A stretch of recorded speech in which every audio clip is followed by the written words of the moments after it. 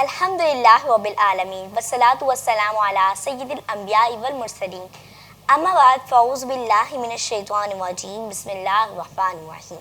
کائنات میں کئی طرح کی جگمگاتی روشنیاں ہیں جو مختلف رنگوں کے ساتھ پرکیف نظاروں کا سما بناتی ہیں۔ ان روشنیوں سے انسان بہت سے فائدے حاصل کر سکتے ہیں، لیکن ان روشنیوں میں سے کوئی بھی روشنی ایسی نہیں کہ جو انسان کے باطن کو روشن کر دے، چاہے وہ سورج کی کرنیں ہی کیوں نہ ہوں۔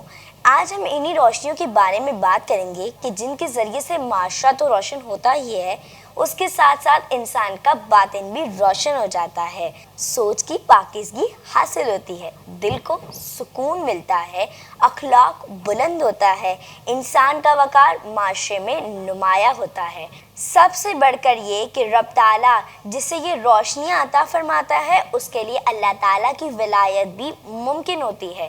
دنیا اور آخرت میں اس کے بہت سے دیگر فائدے ہیں۔ ان روشنیوں سے میری مراد علم ہے۔ پیارے آقا صلی اللہ تعالیٰ علیہ وآلہ وسلم نے ایک مرتبہ مختلف چیزوں کی اہمیت بیان فرمائی ہے۔ آپ نے فرمایا، جو کسی مسلمان کی دنیاوی تکلیف کو دور کرے، اللہ تعالیٰ دین و دنیا میں اس کی پردہ پوشی کرے گا۔ اللہ تعالیٰ بندے کی مدد فرماتا رہتا ہے جب تک وہ اپنے بھائی کی مدد کرتا ہے۔ جو کوئی علم کے لیے سفر کرے، اللہ تعالیٰ جنت کے راستے اس کے لیے آسان کر دے گا۔ جب کچھ لوگ اللہ کے گھروں میں سے کسی میں قرآن کی تلاوت کے لیے اور علم سیکھنے اور سکھانے کے لیے جمع ہوتے ہیں، ان پر دل کا چین اترتا ہے، فرشتے گھیر لیتے ہیں، رحمتیں ڈھانپ لیتی ہیں۔ اللہ تعالیٰ فرشتوں کے سامنے ان کا تذکرہ کرتا ہے۔ جسے عمل پیچھے کر دے، اسے نسب نہیں بڑھا سکتا۔ معلوم ہوا کہ علم دین سیکھیں، جنت کا راستہ آسان ہو جائے گا، اور کیا چاہیے؟ علم دین سیکھیں، رحمتیں چھم چھم برسیں گی، اور کیا چاہیے؟